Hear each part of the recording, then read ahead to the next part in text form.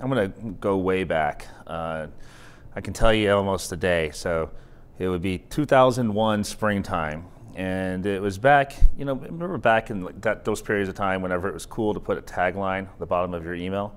So it was back during that period of time. And there was a guy who will go unnamed, but I know who he is. We reconnected about 3 years ago, who had a tagline on the bottom of his email. And it said, without security, there'd be no business. Without the business, there'd be no need for security. We must find the medium. And I can tell you, for the past 15 years, I've been struggling to find the medium because everything's changing. Our businesses are dynamic.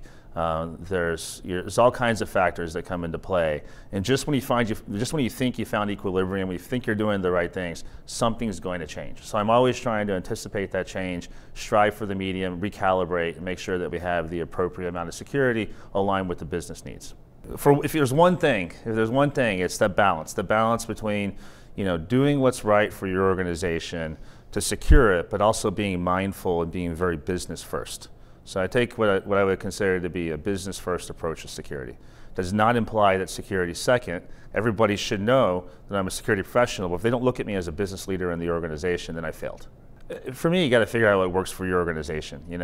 People say, well, what's your security program built on? Well, we lean on ISO 27001, but if you look at our control framework, it doesn't look anything like ISO, as an example, because what we did is we took that as a starting point, and then we adapted it to our organization for something that made sense for our culture, our business, the team, so forth and so on. So I would say, like any tool, just in general, don't take it for what it is. Like, take it maybe as a starting point, and any advice that I might have given or whatever, take it, don't take it at face value. Take that and factor that into, your organization, because at the end of the day, every organization has its own culture, and has a slightly different twist than the one next to it. And so, there's no one piece of advice or no one solution, whatever, that's going to be perfect. But your ability to adapt and to iterate that, I think, is what's going to drive success.